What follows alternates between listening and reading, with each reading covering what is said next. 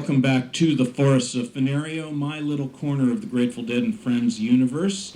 I'm Phil G, and I'm pleased to have Steve Kaiser on the line with me today. Steve is the co-producer of the new 3-DVD set Recoil, which features the amazing guitar artistry of John Cipollina. Hi, Steve. How are you? I'm doing well. Thanks a lot. Thank you for spending time with us. I'm really excited about this new DVD set. People who've listened to my show on KBOO know that I'm a big fan of John and the various bands he's been in, and it sounds to me like you are a pretty big fan of him too.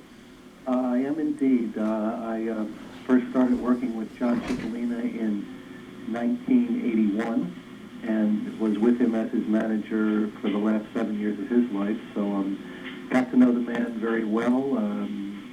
So excited to be able to be involved in this project, to share a lot of John's music and memories with so many of his fans. That's great. Let me ask you this. Why now, and why 3-DVD set of John Cipollina? Why? Good question. What happened is John passed away in 1989. He had emphysema at age 43. Shortly after he passed away, we did a memorial concert for John at the Fillmore Auditorium in San Francisco. We very quickly put together a 10-minute video kind of overview of John's career, featuring a lot of clips from different bands he had performed with to play at the memorial. I put that together with a friend of mine named Steve Brown. Out of that little piece, we decided to go to the next step, and we put together a documentary in 1991 called John Cipollina Electric Guitar Slinger.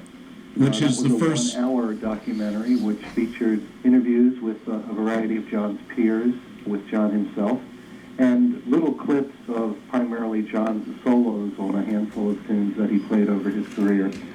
People really loved Electric Guitar Slinger, but their only comment was it was a tease, because they wanted to hear the full songs and they wanted to see the full interviews. So about 5 years ago, I got together with John's sister, Antonia Cipollina, and a couple of other friends, Mike Salmavia, also known as Sandman, and William Dyer Wolf, and we decided to put together this expanded version of Electric Guitar Slinger. It was going to be one DVD, and then it just grew and grew from there because of the massive amount of material that we felt would be of great interest to the people who love John Cipollina.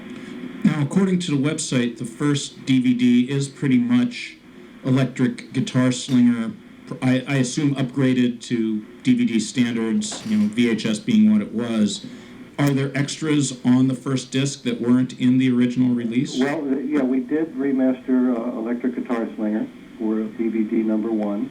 And then also on DVD number 1 are full interviews with John's brother Mario Cipollina, his twin sister Michael Blair, also with Bill Graham, Hutch Hutchinson, and Merrill Fankhauser, who John played with in various bands, as well as a great little interview with Joel Selvin, who is the music critic for the San Francisco Chronicle and has been for many decades.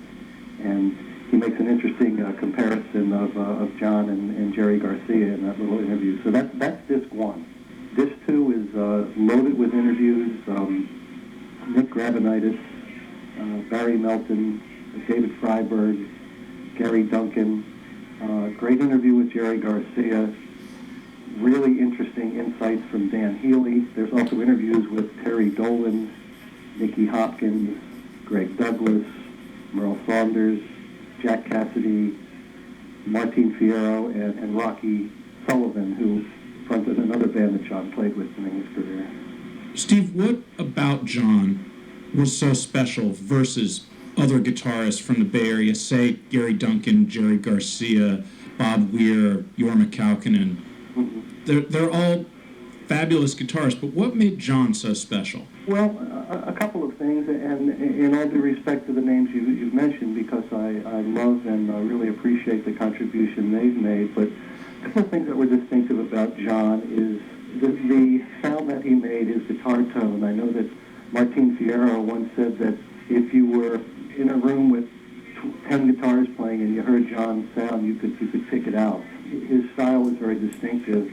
I don't know of any other guitar player ever who has had a tone and a quality of tone that John was able to get out of the guitar. It growled at you.